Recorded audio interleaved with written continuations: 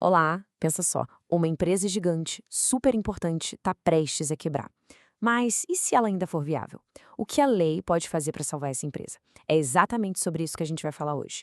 Vamos mergulhar na recuperação judicial, que é sem dúvida um dos temas mais interessantes do nosso direito empresarial. E o foco aqui vai ser naquilo que cai em prova, o que é crucial saber na prática.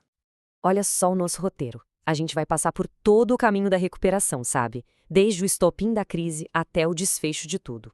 São 5 grandes momentos que a gente precisa entender para dominar o assunto. Bom, então vamos lá. O ponto de partida é sempre a crise. Imagina aquela empresa que é o coração de uma cidade, sabe? Que emprega muita gente, movimenta a economia local. Mas aí vem uma crise, as vendas caem e, de repente, ela não consegue mais pagar as contas. É uma situação super delicada. E é exatamente nesse momento que a lei entra em cena. E aqui está o grande dilema que a lei precisa resolver. Pensa bem, como é que se salva a empresa sem, ao mesmo tempo, deixar quem tem dinheiro para receber, os credores, totalmente na mão? Como é que se acha esse ponto de equilíbrio, né? Proteger os empregos, a função social da empresa e, ao mesmo tempo, garantir o direito dos credores. É uma balança bem difícil de equilibrar. E a resposta para esse dilema todo está aqui, no chamado princípio da preservação da empresa. Isso aqui é o coração, a alma da Lei 11.101 de 2005. O artigo 47 é claríssimo.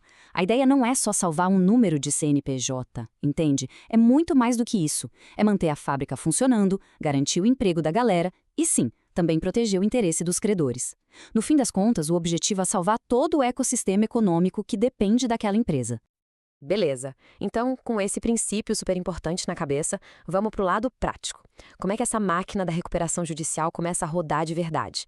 Quais são os primeiros passos e quem são as figuras-chave nesse processo? Tudo começa com a própria empresa indo à justiça e pedindo socorro com uma petição inicial. Se o juiz olhar e ver que faz sentido, ele defere o processamento. E aí, acontece a mágica. Começa o chamado stay period. São 180 dias, um semestre inteiro, em que todas as ações de cobrança e execuções contra a empresa ficam suspensas. É um fôlego, um respiro fundamental para a empresa conseguir se organizar. E nesse processo todo surge uma figura central, o administrador judicial. E atenção, ele não é, de jeito nenhum, um síndico da empresa ou algo assim. Ele é os olhos e os ouvidos do juiz dentro do processo. É um profissional de extrema confiança, geralmente um advogado, economista ou contador, que vai fiscalizar tudo, garantir que a lei está sendo cumprida e fazer a ponte entre a empresa, os credores e a justiça. Certo. A empresa conseguiu aquele respiro de 180 dias. O administrador judicial foi nomeado. E agora? Agora vem a parte mais importante, o cérebro de toda a operação, a elaboração do plano de recuperação. E olha, não dá para exagerar a importância desse documento. Como diz o grande jurista Fábio Ulloa Coelho, o plano de recuperação é, sem sombra de dúvida, a peça mais importante de todo o processo. É simples, se o plano for bem feito, crível, a empresa tem chance de se salvar. Se o plano for ruim, mal elaborado, o caminho mais provável é a falência. Não tem meio termo. Mas afinal, o que tem que ter nesse plano? Basicamente, um raio-x completo da empresa e um plano de voo detalhado para o futuro. Ele tem que mostrar como a empresa vai se reerguer, sabe? Vender um ativo, cortar custos, mudar a gestão e, claro, a parte crucial, a que todo credor vai direto olhar, como as dívidas serão pagas. É aqui que entram propostas de deságio, ou seja, um desconto na dívida, e prazos bem mais longos para pagar. E quando esse plano é aprovado, acontece um fenômeno jurídico importantíssimo, que tem nome e sobrenome: novação. O que é isso? De forma bem simples, é como se as dívidas antigas, com aquelas condições originais, morressem. E no lugar delas, nascem novas dívidas com as condições que estão escritas ali no plano de recuperação. É isso que dá segurança jurídica e viabiliza toda a reestruturação. Só que a empresa não pode simplesmente escrever um plano e dizer é isso e pronto. Não funciona assim. Quem dá a palavra final, quem decide se o plano vai para frente ou não, são as pessoas e empresas para quem a devedora deve dinheiro, os credores. E essa votação não é um todo mundo junto. Os credores são organizados em classes, como se fossem grupos. A primeira classe, com prioridade máxima, é a dos créditos trabalhistas. Depois, vem a classe com garantia real, tipo um banco que tem um imóvel da empresa como garantia. Em seguida, a classe dos quirografários, que é a galera que não tem nenhuma garantia específica. E, por fim, uma classe para as micro e pequenas empresas. Cada grupo vota separado. E aqui vem um ponto que é muito importante e que costuma ser pegadinha de prova. Para aprovar o plano dentro de uma classe, não basta uma maioria simples. É preciso um quórum duplo. O que isso quer dizer? Precisa ter o sim da maioria das pessoas, da maioria das cabeças presentes, e, ao mesmo tempo, esses sims precisam representar mais da metade do valor total da dívida daquela classe. Tem que ganhar nos dois critérios.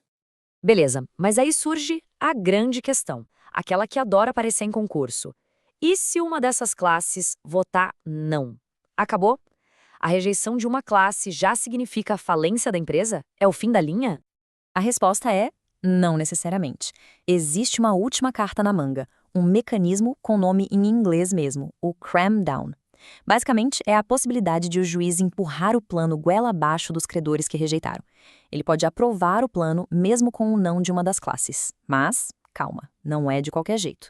Para isso acontecer, tem que cumprir uma série de requisitos bem rigorosos.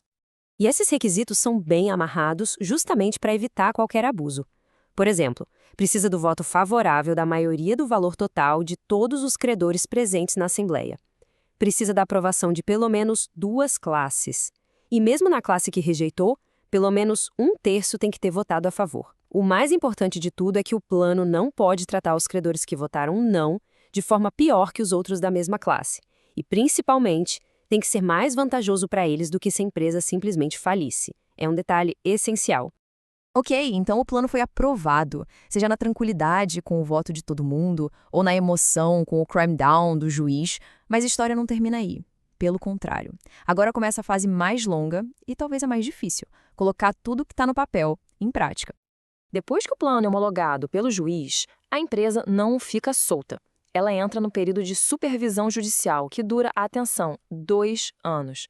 Durante todo esse tempo, o juiz e o administrador judicial ficam de olho, fiscalizando para ver se a empresa está, de fato, cumprindo com cada vírgula do que foi prometido no plano.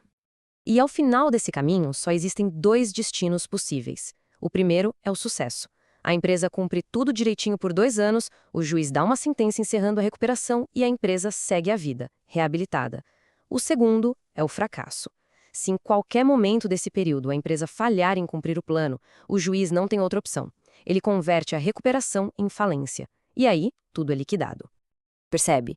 Todo esse mecanismo é uma tentativa complexa, quase uma coreografia jurídica, para harmonizar o interesse privado do credor, que quer receber, com o interesse público, que quer manter empregos e atividade econômica.